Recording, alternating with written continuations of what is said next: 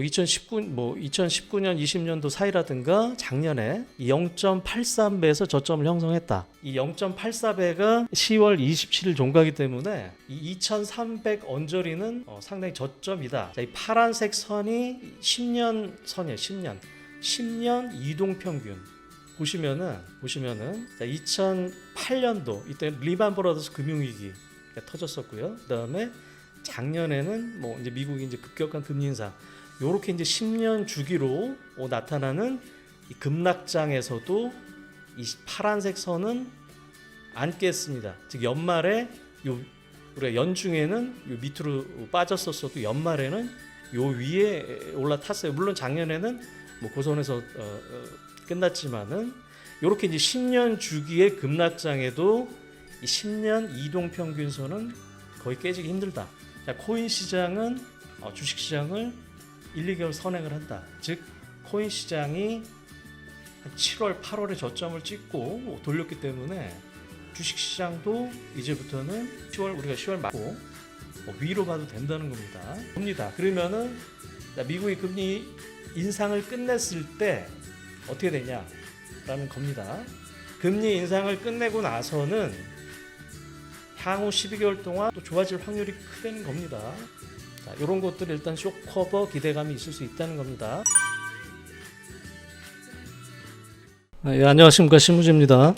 화요일날 우리나라 코스피가 이제 2,280포인트 이하로 빠졌죠. 그리고 수목금 급반등을 했습니다. 그리고 이제 금요일날 이제 미국장도 역시 또 급등을 했고요. 그래서 일단은 조심스럽지만은 저점을 찍었다라고 좀 보고 있습니다. 그 근거에 대해서 말씀드리고요. 그 다음에 지난 한 3, 4개월 정도 시장을 괴롭혔던 거는 이제 금리, 환율, 유가라고 하는 이 매크로 지표였어요. 이것들 때문에 사실 시장이 그렇게 좋지는 않았죠. 특히 이제 10월 달에는 급락을 했습니다. 9월, 10월 두 달 동안. 이것들이 지금 이제 급속하게 좋아지는 방향으로 좀 가고 있다라는 거를 좀 설명을 좀 드릴 거고요. 그 다음에 이제 일단 예측을 떠나서 상반기 때는 어땠고, 이제 최근 두 달 동안 이제 시장과 종목들이 어땠고, 그 다음에 시장 반등 구간에 어떤 것들이 먼저 지금 반등을 하고 있고, 또 이제 사실 두 달도 채 안 남았기 때문에 또 이제 해가 바뀌면 시장의 색깔이 또 완전히 바뀝니다. 그래서 항상 이제 새해를 대비하는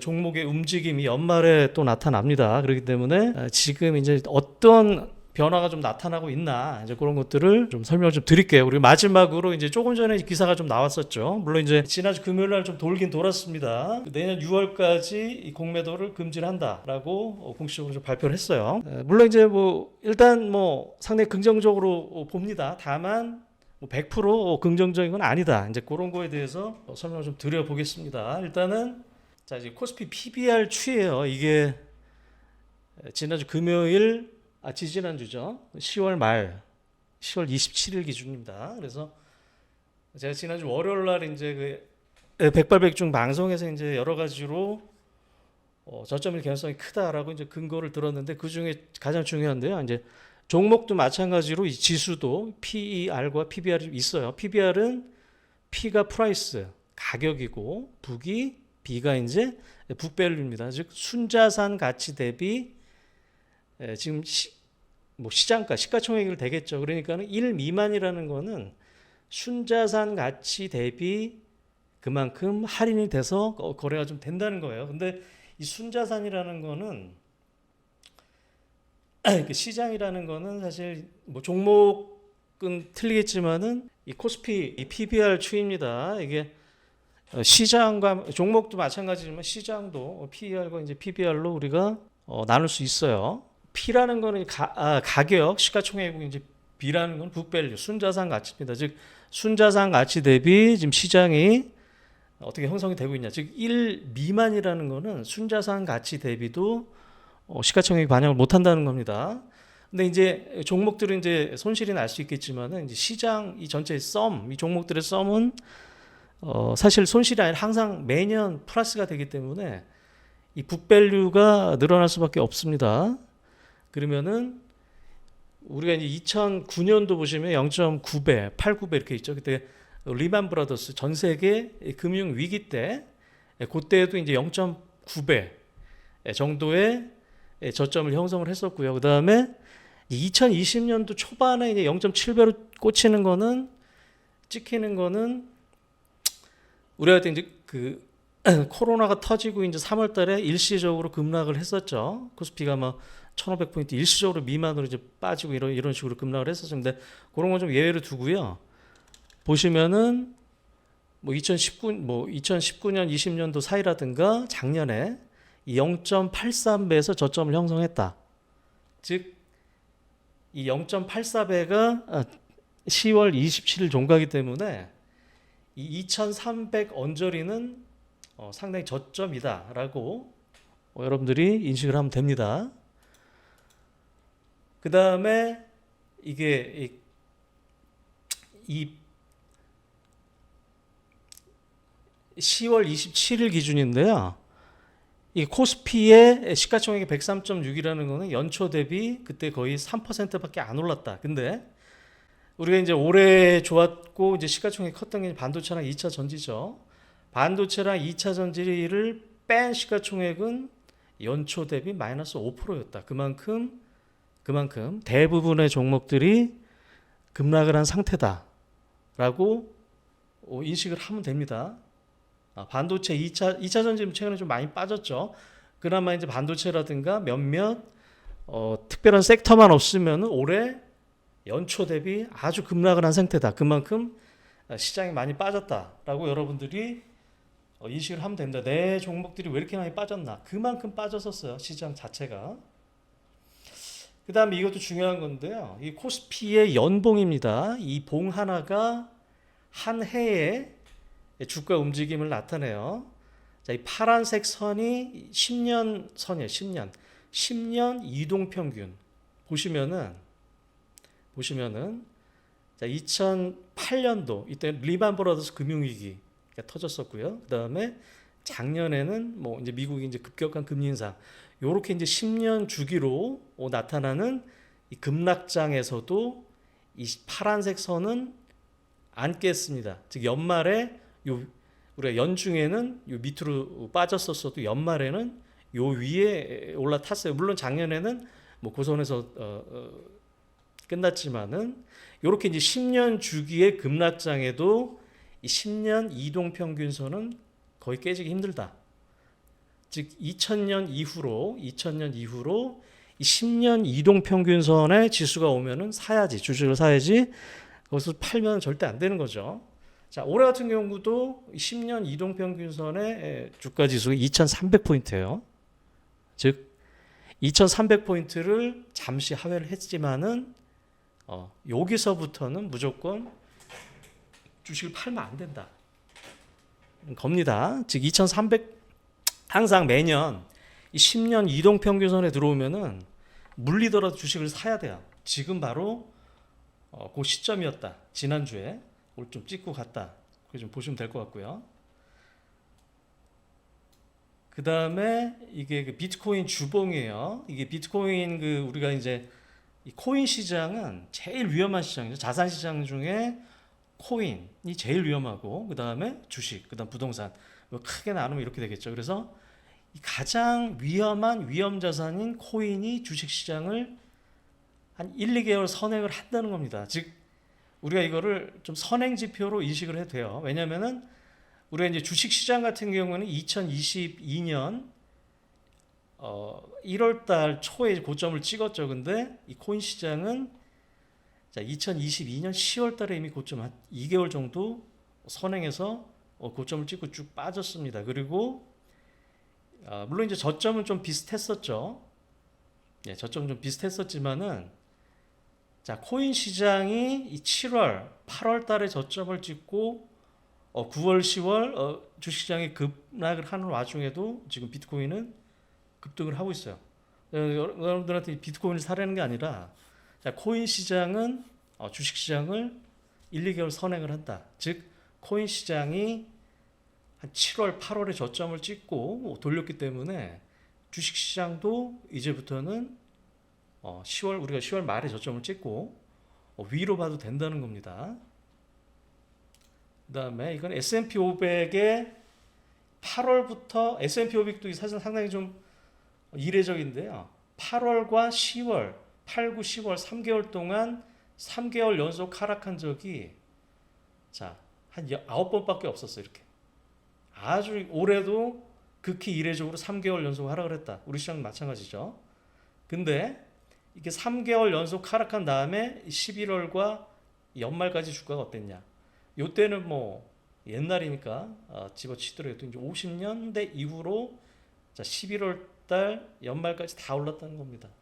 올해도 10월 말에 저점을 찍고 연말까지 오를 개연성이 크다. 라고 좀 말씀드리는 거고요. 그 다음에 이제 항상 이 주가의 계절성을 말씀을 드렸죠. 이 주가의 계절성이 어떠냐? 이제 미국 시장 같은 경우는 뭐다? 5월 달에 떠나서 10월 달에 돌아오라는 말이 있어요. 그럼 뭐다? 11월부터 내년 상반기까지 가장 좋다는 겁니다. 즉, S&P 500 기준으로 11월부터 내년 4월까지가 수익률이 가장 좋은 시기다. 시장이 좋을 때 어쨌든 뭐 돈 벌 확률이 큰 거죠. 어쨌든 시장의 종목들이 많이 상승을 한다는 거니까. 반면에 5월부터 10월까지는 가장 수익률이 저조했다. 이렇게 통계적으로 우리가 이제 뭐 매년 뭐 조금씩 틀리겠지만 어찌됐든 통계적으로 11월부터 4월까지 수익률이 제일 좋은 구간이고 5월부터 10월까지 제일 안 좋고 그 중에서도 8, 9, 10월이 제일 안 좋았다. 즉 우리도 마찬가지 상반기 때 좋았지만은 8월부터 10월까지 급락을 한 상태입니다. 그래서 지금부터보다 내년 상반기까지 다시 집중을 해야 될 시기다. 라고 좀 말씀을 드리고 싶어요. 그 다음에 이제 수출과 이 코스피 지수는 뭐 동행을 하죠. 수출 뭐 요새 연초부터 최근까지 상당히 좀 안 좋았습니다. 근데 반도체 어쨌든 뭐 반도체를 필두로 해서 턴하기 시작했다라는 걸 보여드리고 싶었고 이게 가장 중요한 겁니다. 코스피의 월별 계절성 이거는 저도 이제 사실 이렇게 무시를 하려 그래도 이게 어쩔 수 없 통계적인 숫자가 좀 어쩔 수 없는 것 같아요. 뭐다 11월이 연중 제일 좋고 12월이 세 번째로 좋고요. 4월달이 두 번째로 좋습니다. 즉 뭐다? 11월부터 4월까지는 거의 통계적으로 아주 좋은 시기예요.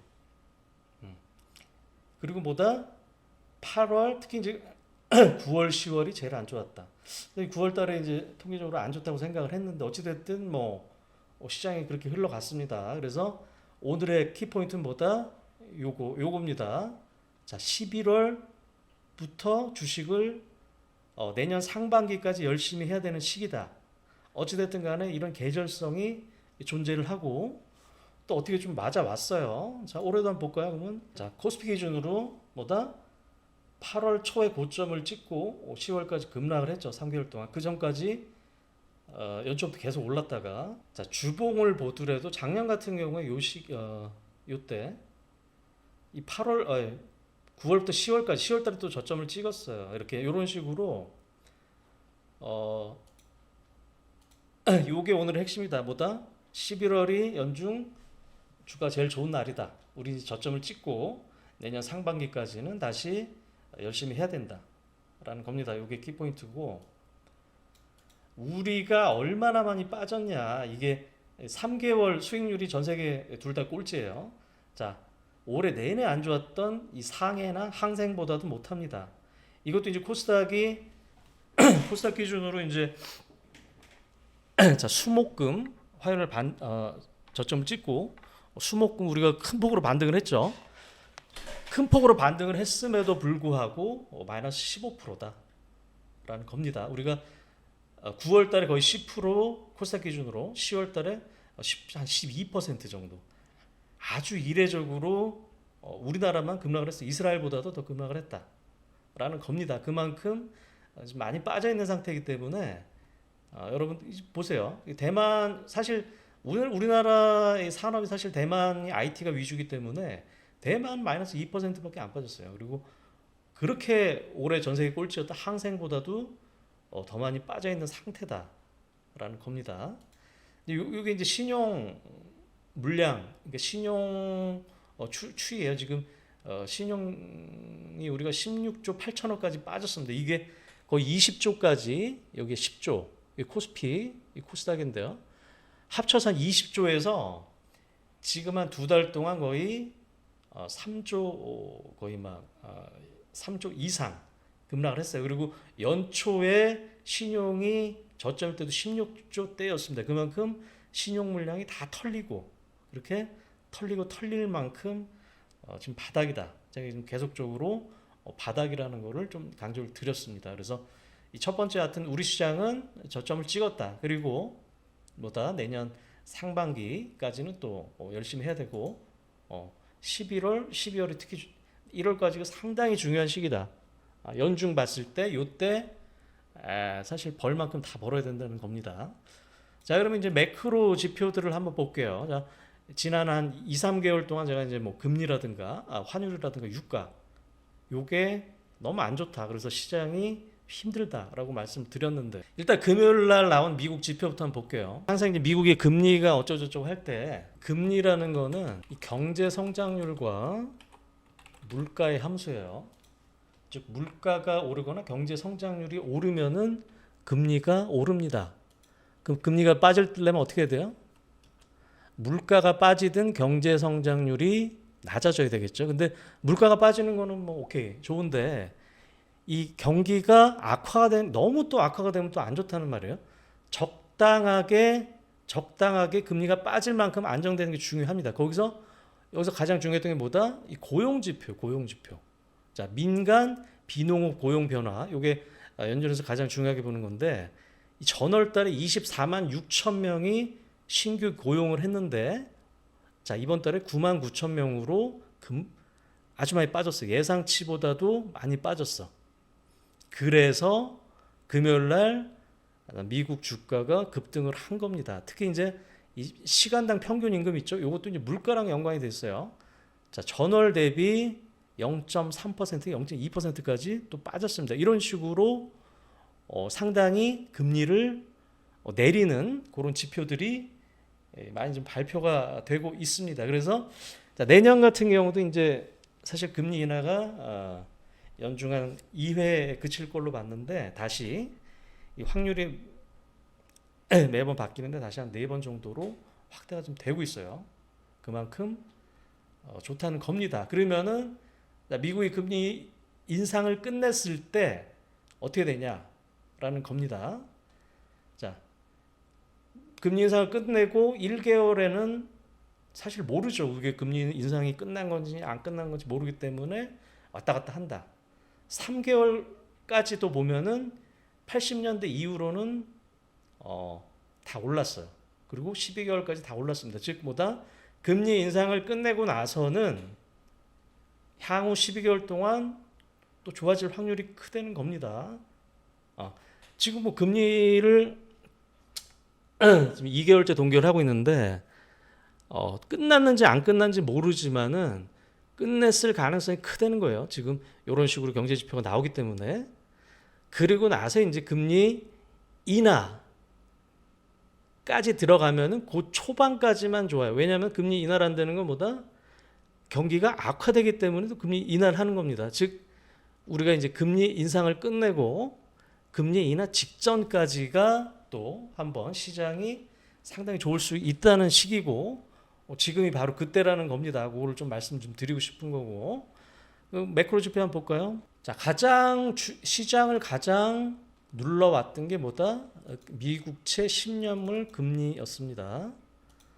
자, 미국채 10년물 금리가 자, 연초에 3.5%에서 최근에 뭐다? 5%, 2주 전에 5%까지 급속하게 올라가니까 시장이 조정을 받을 수밖에 없는 거였습니다.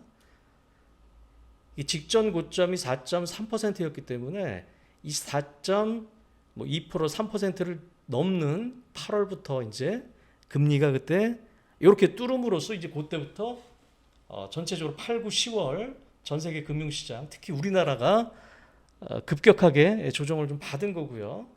요때 이제 고점을 찍고 이제 빠졌던 게 요때 이제 빌 에크먼이라든가 빌 그로스라는 미국의 아주 유명한 이 채권 전문가들이 있는데, 자, 요 사람들이 자, 요때부터 채권 숏을 쳤어요. 즉 숏이보다 매도를 친 겁니다. 즉 뭐 가격이 하락한다. 즉 금리가 오를 걸로 배팅을 했는데 요때 다 풀었습니다. 즉 뭐다 5%가 정점이다. 그리고 아까 말씀드렸지만 미국의 경제 성장률 3분기 때 4.8%가 나왔어요. 거의 뭐 이머징 마켓 수준으로 나온 거죠. 그거를 또 정점으로 해서 전체적으로 꺾인다. 어찌됐든 간에 미국의 금리가 지난주에 급락을 했다. 요게 가장 키포인트고요. 그 다음에 우리나라 환율이죠. 우리나라 환율도 자, 7월 달만 해도 1200원대였는데 이때부터 이제 거의 1360원까지 급등을 했었습니다. 즉 우리나라 원화 가치가 떨어졌다는 거예요. 환율이 올라가면은 원화 가치가 떨어지기 때문에 외국인들 입장에서는 사면은 손해예요. 그때부터 이제 매도가 되는 거죠. 그게 이제 지금 여기 지난주 금요일 날 역외 환율로 거의 1308원까지 여기까지 좀 빠졌어요. 급락을 했습니다. 3일 동안 환율도 급락을 했다. 그 다음에 유가도 중요하다고 그랬죠. 유가도 9월 말에 거의 95불까지 찍고 또 이제 요때 뭐 이스라엘 전쟁 위기감으로 또 90불까지 찍었지만은 유가도 80불까지 급락을 하고 있다. 요렇게 요 세 가지 우리 지난 3개월 동안 시장을 눌러왔던 금리, 환율, 유가가 다 뭐다? 지난주에 급락을 했다. 금요일 날도 마찬가지고요. 그렇게 보시면 될 것 같아요. 그럼 미국 시장을 한번 보죠. 나스닥 같은 경우 우리가 이제 200일선이 중요합니다. 미국 같은 경우는 200일선이 중요한데요. 지난주 말에 200일선도 깨면서 요게 지난 저점이었는데 이것도 깨고 하면서 사실 분위기가 상당히 안 좋았는데 지난주에 급등을 했죠. 급등을 했습니다. 금리가 빠지면서 주가도 급등을 했던 거고요. 금요일 날도 거의 급등을 했었죠. 그렇게 보시면 될 것 같은데 이제 근데 조금 안 좋게 보면 여기서 이렇게 그으면은 좀 단기적인 저항선에 근접한 건 또 사실입니다.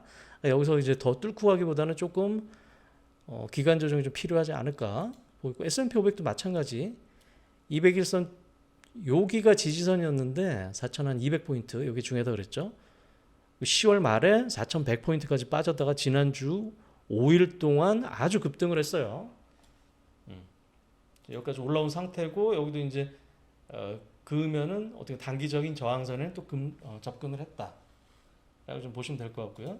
이 다우존스 같은 경우도 마찬가지죠. 마찬가지입니다. 하여튼 미국 증시가 지난주에 상승률이 거의 몇 년 만에 사상 최고였습니다. 그렇게 보시면 될 것 같아요. 그 다음에 이제 미국 우리가 이제 종목도 좀 봐야 되는 게 우리나라랑 연관이 많이 됩니다. 근데 이제 미국 그 주식 중에서도 우리나라랑 연관이 되는 게 반도체죠, 반도체. 미국의 반도체 주식들은 시장이 급락을 했음에도 상당히 견고했다. 이 마이크론 테크놀로지는 메모리 앱스 3등이죠. 사실 크게 안 빠졌어요. 시장이 빠질 때도 크게 안 빠졌지만은 자 다시 한번 전고점 트라이를 하고 있다. 마이크론 테크놀로지. 그 다음에 인텔. 이거 아니고.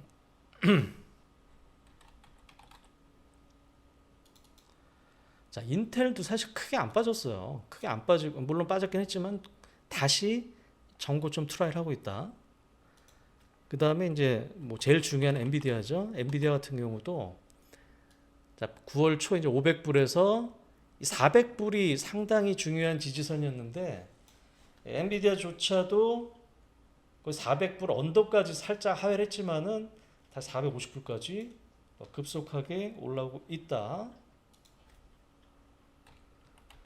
그 다음 중에 AMD도 얘는 6월 달에 고점을 찍고 계속적으로 하락을 하다가 그때 이제 그 11월 1일 날 실적 발표를 했었죠. 실적 발표를 하면서 향후에 이 GPU에 대한 상당히 좋은 전망을 줌으로써 3일 동안, 4일 동안 급등을 하고 있다. 지금 뭐다? 미국의 반도체는 덜 빠졌고 올라올 때도 빠르게 올라오고 있다. 즉 우리나라도 뭐다? 반도체는 계속적으로 집중을 해야 된다는 겁니다. 반도체, 우리나라 반도체는 무조건 집중을 해야 된다라는 거고요.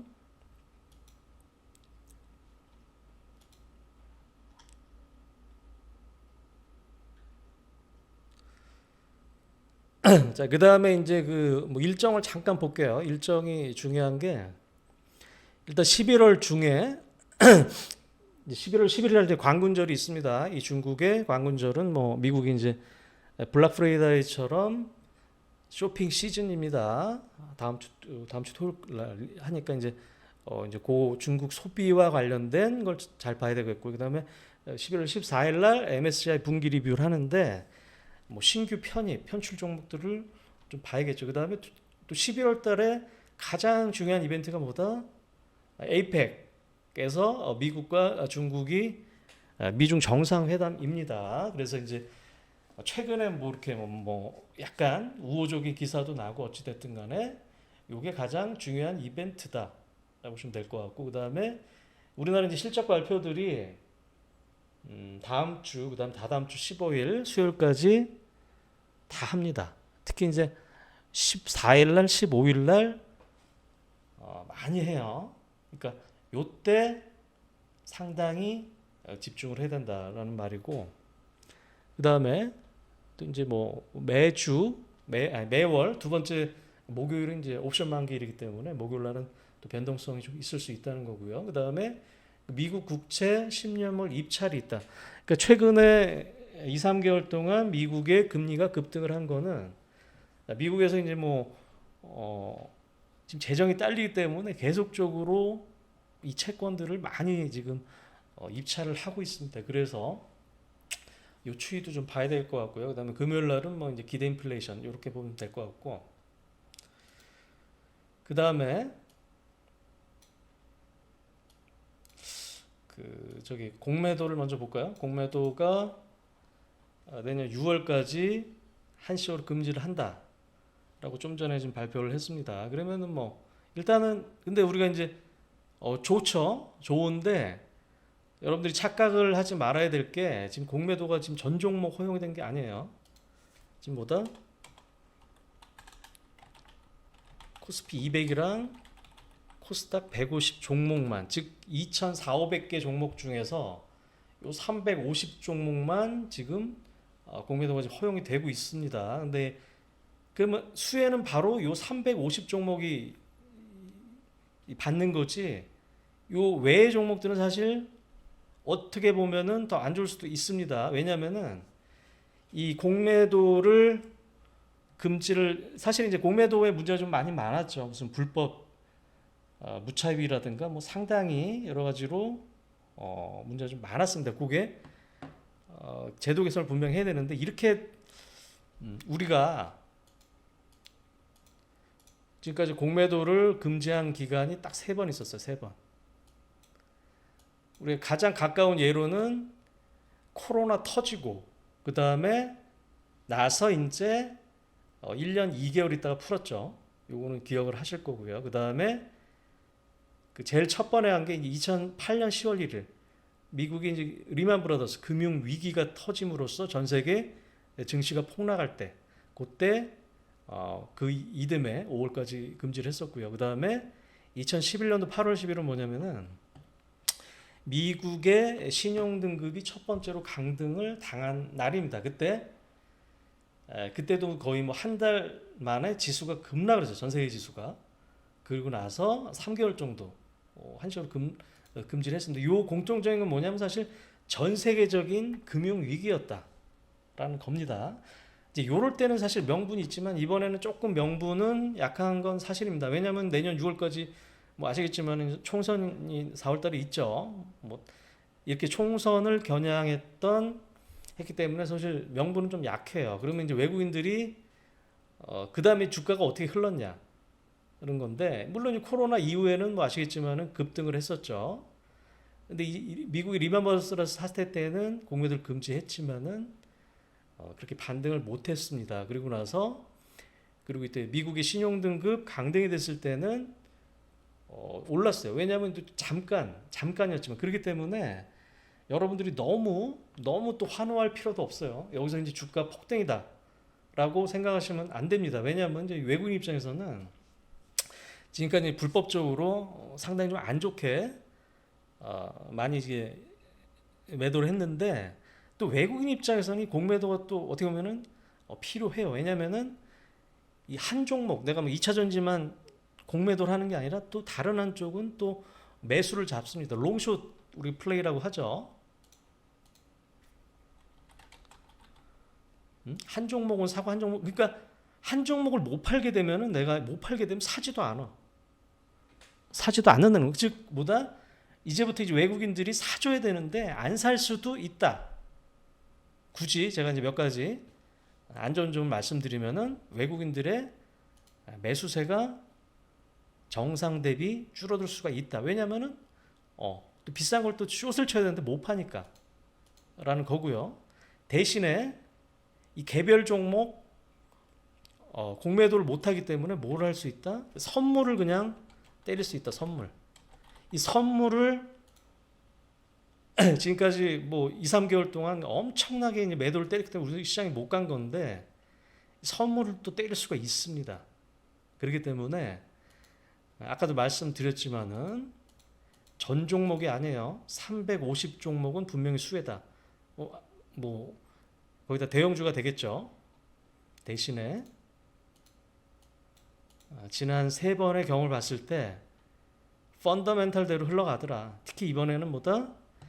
정치적인 이슈가 좀 있기 때문에 뭐 일단은 뭐 내일은 좋겠죠. 그 다음에 이후에는 뭐 폭등보다는 뭐 어쨌든 펀더멘탈 이슈에 따라 따라가지 않을까라고 좀 보고 있고요. 그 다음에 또 이제 굳이 또 안 좋은 점을 들자면 이제 외국인 입장에서는 계속 이게 MSCI 우리나라 이제 선진 지수에 편입이 되려면은 전 종목 공매도를 재개하라고 계속적으로 요구를 했는데 오히려 금지가 들어가면은 뭐 그거는 또 상당히 좀 미뤄질 수 있겠다.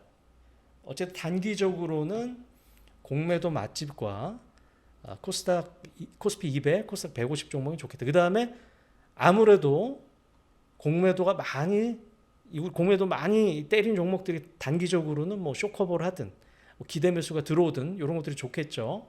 자, 이 코스피 공매도 잔고 순이고요. 옆에 그 코스닥 잔고 순입니다. 나중에 뭐 이 표는 제가 드릴 수 있는데 일단은 코스피 한번 볼까요? 부동의 1, 2등이 호텔 신라랑 롯데의 관광이에요. 자, 이런 것들 일단 쇼커버 기대감이 있을 수 있다는 겁니다. 그 다음에 뭐 2차 전지주들이 또 많겠죠. 뭐 SKC, 뭐 후성, 무슨 롯데에너지, 뭐 이런 거 쭉쭉쭉쭉 한번 보시면 될 것 같아요. 아무래도 이제 뭐 코스닥도 마찬가지로 코스피도 2차 전지. 그 다음에 반도체도 의외로 좀 많아요. DB하이텍. 그 다음에 뭐 코스피는 요렇고 그 다음에 DL 같은 것도 이따 말씀드리겠지만 의외로 이 석유화학주들도 공매도 맛집입니다. 그 다음에 뭐 아모레라든가 신세계 뭐 이런 것들은 주구장창 맨날 때려요. 어찌됐든 간에 이 코스피 200 종목, 코스피 상위 시가총액 200 종목은 일단은 뭐 상당히 우호적일 수 있겠다. 그 다음 코스닥은 뭐 아시겠지만은 2차 전지, 그 다음에 바이오, 의외로 반도체도 꽤 많습니다. 2차 전지 뭐 아시겠지만 LNF, 에코프로 BM, 여기 포스코 퓨처엠 쭉쭉쭉쭉 이런 것들이 이제 공매도 맛집이었죠. 그 다음에 뭐 바이오주들, 뭐 HLB야 뭐 계속적으로 있지만은 뭐 바이오주도 꽤 많습니다. NK맥스, 뭐 박셀바이오, 뭐 ABL 바이오, 그 다음에 쭉쭉쭉쭉 보시면 될 것 같고 의외로 반도체도 많아요. 반도체도 네페스, 주성 엔지니어링, 그 다음에 심텍, 동진 세미캠, 원익 IPS, 하나마이크론, SFA 반도체, 이오테크닉스, HPSP, 하나머티리얼즈, 솔브레인. 자, 요런 식으로 어찌됐든 요런 종목들은 공매도 맛집들은 단기적으로 상당히 수혜다라고 볼 수 있겠습니다. 자, 공매도는 뭐 일단 뭐 간단히 그렇게 정리하고 마지막으로 이 종목들이 최근에 어땠고 우리가 뭘 봐야 되냐 오늘 마지막으로 좀 말씀드릴게요.